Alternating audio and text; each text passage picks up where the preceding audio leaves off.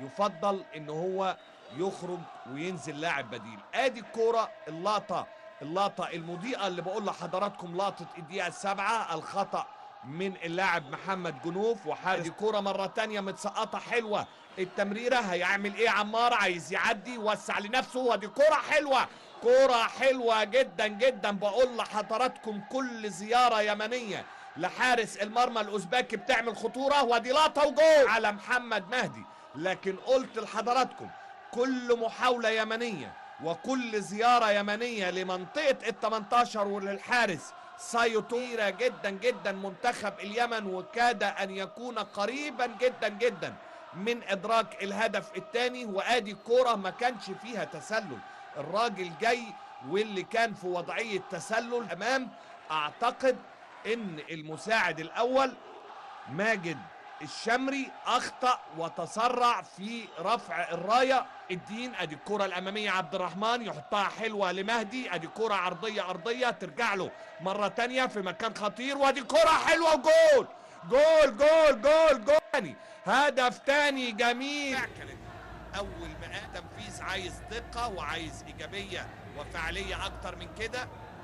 كره متسقطه للامام لكن العمق دفاعي تمام التمام من منتخب اليمن لمصلحة منتخب اليمن. بسام صالح ضربة حرة، وعلاء الدين عوشة هو اللي هينفذ الضربة الحرة. اتعملت على الأرض بره المنطقة لكن بباطن القدم عالية، لكن الضغط اليمني قوي. كورة مرة تانية، ادي على طول حمزة يطقمية بيرد فيها محمد، وادي تكمله من علاء الدين تتوزع للامام، ينطلق مع الدليفري، التمريره الاسيست اللي نتج عنها الهدف الثاني. ادي مهدي يا ولد عدى وفات يا ولد، وفي خطا واعتقد في عقوبه اداريه. مهدي بصوا حضراتكم التمريره عبقريه ازاي، مفيش اجمل من كده، بينيه جميله، شارع باسمه في الجبهة اليسرى، دخل للقلب وعايز يسدد، بترتد مرة تانية. يا عيني على التمريرة، هل نشوف نهاية سعيدة؟ لكن حمزة محروس نشن في المكان اللي واقف فيه حارس المرمى سايوتوف، ولكن أزيد من اللازم ويضيع فرصة في المكان اللي متمركز فيه حارس المرمى الأوزباك. اسلام مرة تانية، كرة عند محمد إبراهيم، اسلام مرة تانية، كرة عند محمد إبراهيم، كورته حلوة وتمريراته ساحرة. ادي تمريرة حلوة وادي عرضية وفرصة، وممكن هدف ثالث ونرها بغرابة، ودي فرصة كبيرة لحمزة حتى الآن من نصيب منتخب اليمن على منتخب الأوزبكي 2-1. ودي لقاء من الدقيقة 7.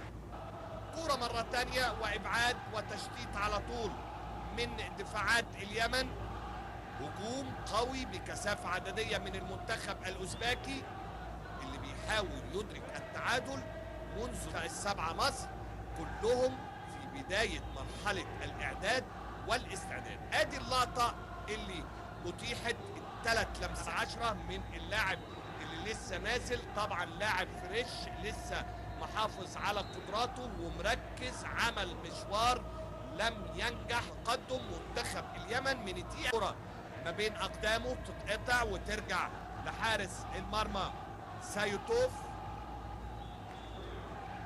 أورديكوبوف الكرة الأمامية، لكن التواجد من أحمد يقطع يحطها أمامية. ادي انطلاقة حلوة جدا جدا لمنتخب جدا جدا، وفي عناصر واعدة بلا شك. يلعبها قصيرة، ودي الكرة العرضية، ودي راسية حلوة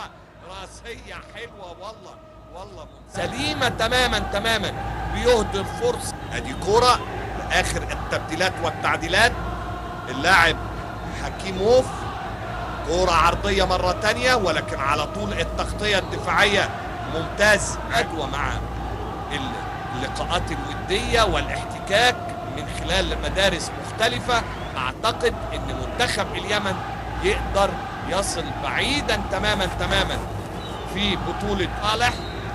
ادي الكرات العميقة، الكرات اللي بيعتمد عليها المنتخب الأوزبكي تقريبا الرجلين، لكن حمزة بيهدر بغرابة شديدة فوق، بيلعب بنفس الشكل وبنفس الاسلوب.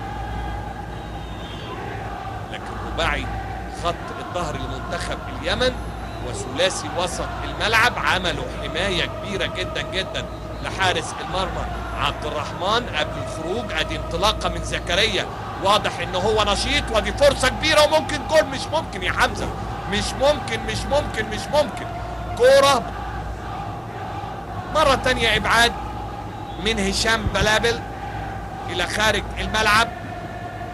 لازال هو نفس السيناريو، ضغط، سيطرة، استحواذ من اوزبكستان وتمركزات دفاعية وانكماش دفاعي من منتخب اليمن. ادي كورة لكن السلام عليكم ورحمة الله تعالى وبركاته. اهلا وسهلا بكم متابعينا الكرام. بهذا الفيديو اليكم موعد وتفاصيل مباراة منتخبنا الوطني اليمني للناشئين في المباراة الودية التي تجمعه مع نظيره المنتخب الأوزبكي. لمنتخبنا الناشئين تحت 17 عاما استعدادات لكأس آسيا القادمة، وهذه المباراة تقام في القاهرة المصرية. لمعرفة كافة تفاصيل هذا الفيديو لا تنسونا من الاعجاب بالفيديو، اذا كنت زائر جديد على القناة من تشترك وتفعل جرس الاشعارات ليصلك كل جديد. شاركنا رأيك اسفل التعليقات. لا تنسوا الصلاة والسلام على حبيبنا النبي.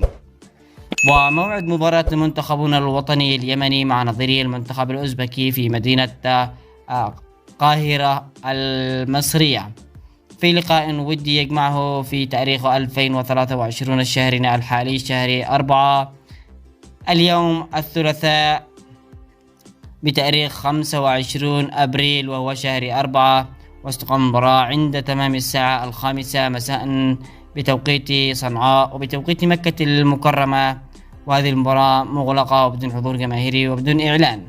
بهذا الفيديو نكون وصلنا النهاية. شكرا على طيب المتابعة وبالتوفيق لمنتخبنا الوطني اليمني، وإن شاء الله الفوز، والسلام عليكم ورحمة الله.